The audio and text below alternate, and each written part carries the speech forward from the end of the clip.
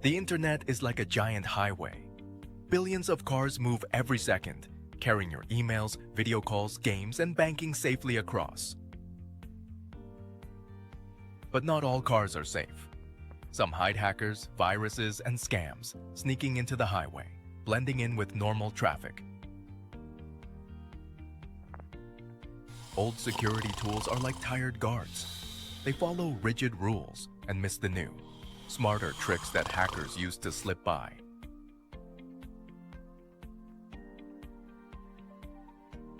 We built a smart cop, an AI brain that spots the good, the bad, and the ugly, all in real time. It learns, adapts, and catches new threats instantly. Before, buffering and lag made video calls a huge nightmare.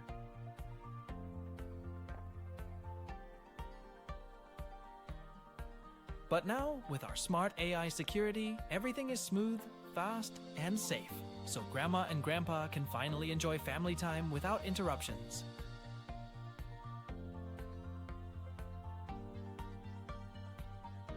Our smart AI doesn't just help Grandma, it powers safe gaming, secure banking, and more, protecting homes, schools, and businesses across the entire internet highway.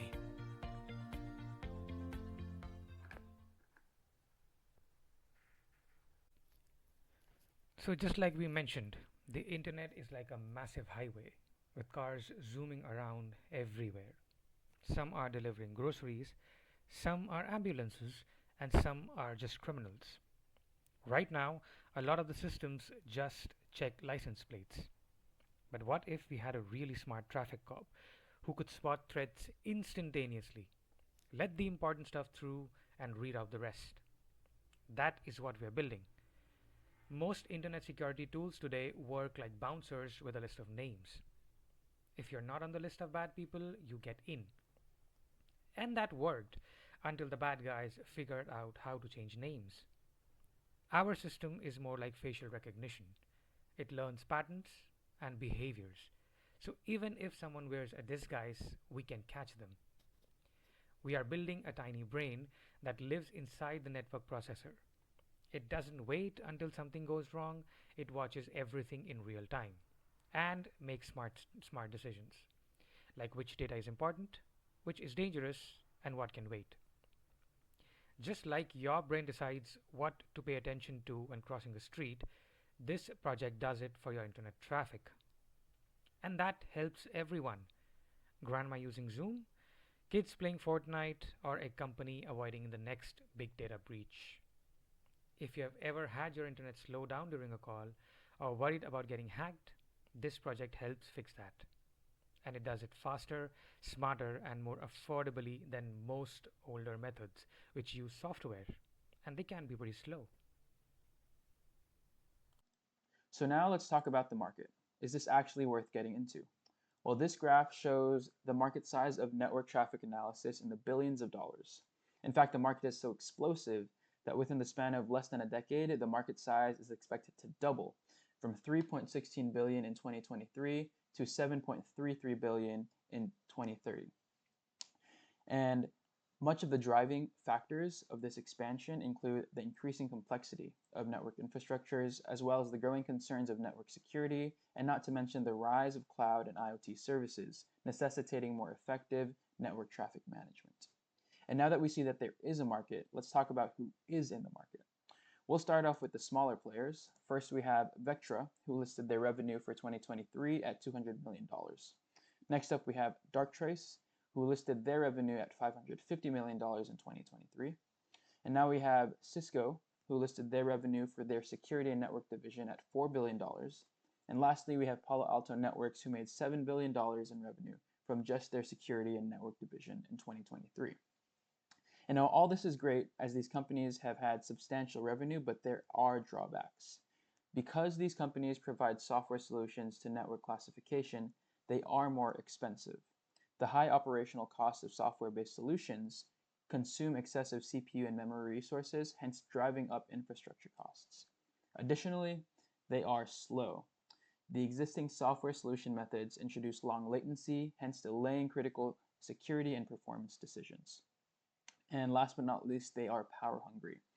Our software-based counterparts are power hungry because they rely on general purpose CPUs or GPUs that waste energy on instruction decoding, memory hierarchy management, and unused precision. And so what makes us different? First and foremost, we are more cost effective. Because we are proposing a custom hardware NPU solution, we don't use general purpose CPUs. Thus, we're lighter, reducing the need for server farms or huge infrastructure. Additionally, because we are a hardware solution, we're also faster and efficient. We use only the required hardware for computations without the bloat of excess hardware. And last but not least, we are adaptive. Due to our implementation of our neural processing unit, we are able to produce real-time classification. And additionally, we don't have to manually input the rules that you are trying to capture, unlike our software counterparts. Our NPU automatically determines what kinds of packets are being processed. And so where our competitors like Darktrace and Vectra rely on heavyweight AI software that run in data centers, our solution, our NPU architecture, enables real-time, low-power, on-device classification at a fraction of the cost and latency. Let's move on to the technical aspect of our AI network classifier. While deeper DNNs can capture more abstract patterns, our network traffic classification task benefits more from a lightweight, fast, and interpretable model like an MLP, which offers sufficient accuracy on structured input data, is easier to implement on a net FPGA, and aligns well with the low latency, high throughput goals of a custom NPU. Speed and simplicity. Well, MLP is not only lightweight, it is also suitable for real-time performance. What I mean to say by real-time performance is that low latency and fast inference. In our case, we classify the incoming packets as they arrive. I would say every millisecond counts. Simplicity means predictability. With MLP, we get deterministic timing, allowing us to estimate and bound the worst case latency. This is quite imperative for us because we'll be classifying the packets instantly without storing the data pipeline. The NPU posed numerous challenges. One included limited number of resources. Hardware constraints refer to the restrictions in terms of processing power, memory, and energy consumption that the hardware system must operate. We will be implementing on net FPGA, and that is bound by computational capacity, memory bandwidth, and power constraint compared to traditional CPUs. MLP not only consumed less power than the DNNs due to the fewer operations per forward pass, it also helped us keep the power budget intact. Talking about the training efficiency, this is one of the critical factors in classifying network traffic using AI accelerated NPU. MLP offered us less number of layers and parameters to work upon. This reduced the training time significantly. In comparison with CNNs and LSTMs, which required large memory and computational power, this increased the training time significantly. So we had to choose MLP over these.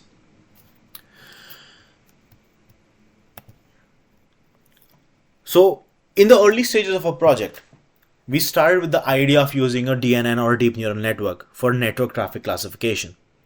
DNNs are not only powerful, which means that they can model every complex pattern and often deliver high accuracy. But as we progress further, we realize that DNNs come with a few major drawbacks, especially when it comes to deploying them on embedded hardware like a neural processing unit or an NPU. First, DNNs tend to be resource intensive, which means that they require more memory, more compute, and they often introduce higher inference latency. For a task like ours, where real-time performance is crucial, that latency becomes a problem. Secondly, implementing a DNN on hardware increases the design complexity and power consumption.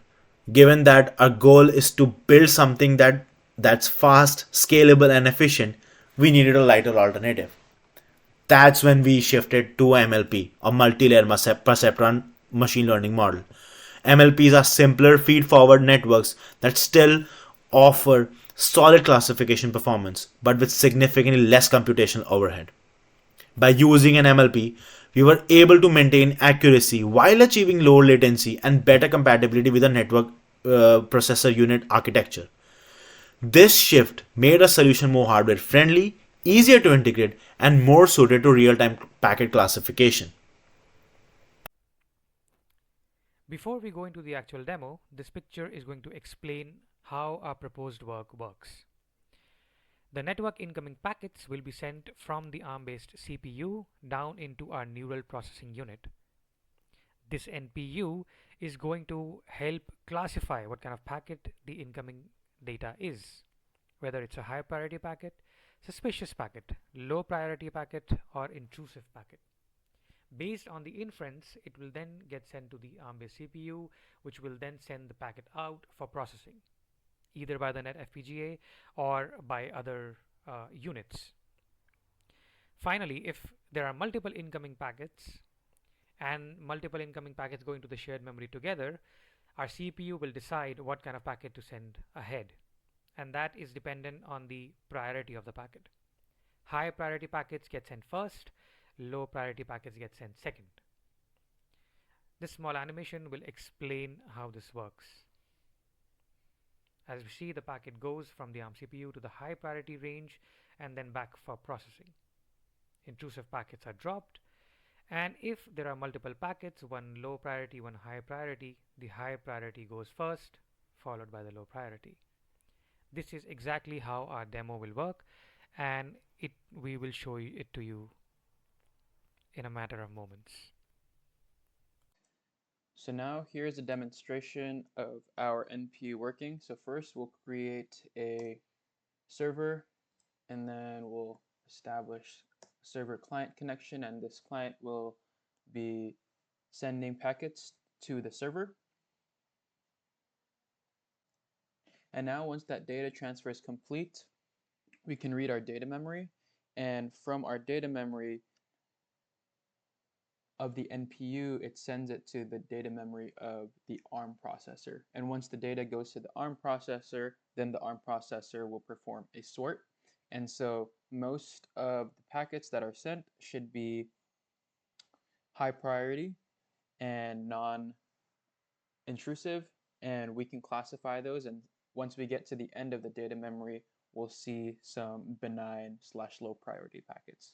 So if we perform a read, and if we look at the first couple, so we see that 3 means 1 1, and that's our highest priority packet, as well as 2. And if we go further, we can see 3 as well.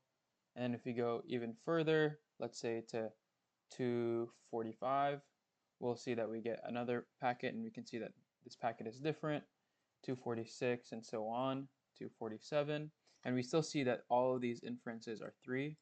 And then if we go towards the closer end, say 250, we still get 3, 251, 250.